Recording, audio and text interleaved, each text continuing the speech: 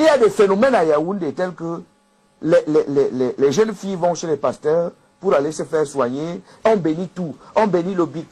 On bénit le... Il y a un oncle. Sa femme est allée entrer dans une église réveillée. Et dans son téléphone, dans le téléphone de sa femme, la sonnerie, c'est son pasteur qui parle. Sois béni, sois béni, sois béni, sois béni, sois béni. Chaque fois que le téléphone de cette dame sonne, le mari, son cœur veut s'arrêter. Il dit, le pasteur a la voix dans le téléphone de ma femme. C'est quoi ça? Est-ce que vous comprenez? Vous lisez la presse. Parce que la presse rend quand même compte de la vie dans la société. À Yaoundé, dernièrement, un pasteur a mis 2 kilos de sel dans le vagin de la femme. Je ne sais pas si elle vit, s'il est morte. À Ebolova, il y a eu le concours de la boisson. Un monsieur a bu 5 litres, 5 litres de whisky. Il est entré dans le coma. Ce que je vous dis là, je parle à la télé. Si je manque, quelqu'un appelle vite pour dire qu'Ateba est un menteur. Vous voyez un concours. Hein, vous voyez un peu le concours pour boire le whisky. Et à Ebolova, un monsieur a bu 5 litres de whisky. Au 5e litre, il est entré dans le coma. Il a passé 2 semaines à l'hôpital d'Ebolova.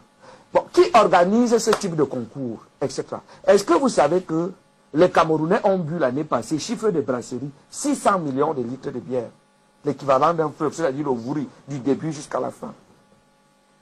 Est-ce que vous savez que le Cameroun est le premier consommateur de vin Bordeaux en Afrique? Est-ce que vous savez que le Cameroun est le premier consommateur de champagne? La question c'est, est-ce qu'on peut développer un pays avec des soulards? Regardez un peu l'industrie de l'ambiance, les carrefours de la joie, en réalité des lieux de la mort. Est-ce que, moi je suis inquiet en tant que Camerounais et je me pose des questions de savoir, est-ce qu'en même temps, est-ce que c'est pas un paradoxe? Est-ce que le discours n'est pas contradictoire? Nous voulons nous développer, mais en même temps, la loi dit qu'il faut pas vendre l'alcool dans les établissements, etc. À l'université de Douala, l'année passée, on a trouvé qu'aux alentours, il y avait des centaines de bars. Les enfants commencent à boire maintenant au berceau. Au lycée de Kribi, on a renvoyé des enfants de 3e, on les a surpris en train de boire du vin rouge. Vous voyez, non? Quand un enfant commence à boire du vin rouge en 3e, qu'est-ce que vous devez attendre de lui? Les whisky sont miniaturisés. Kitoko, Kilature, Lion d'Or, 100 francs. On vend partout. On dit que 17% et demi de Camerounais fument avant l'âge de 20 ans. La cigarette, c'est le poison. La cigarette tue. La cigarette, c'est la drogue. Oh, le lien que j'essaie d'établir entre les crimes rituels, les loges, les sectes, etc., c'est qu'on peut combattre les crimes rituels en combattant la drogue, en combattant l'alcool.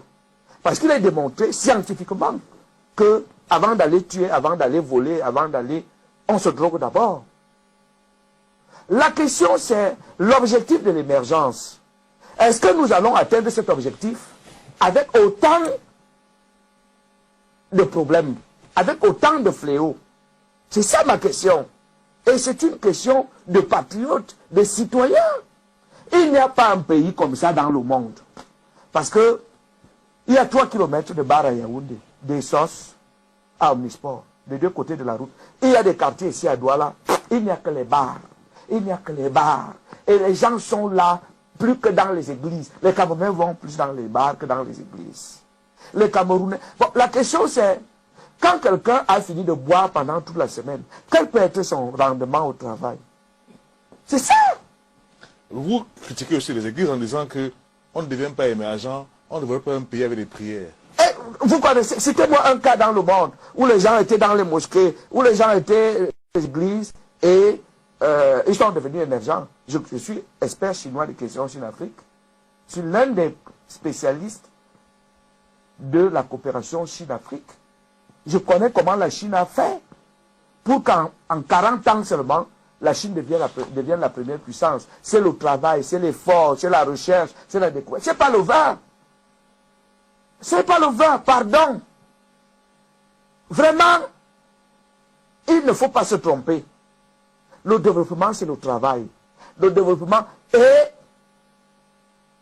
c'est la contribution de la diaspora. Tendons la main à notre diaspora.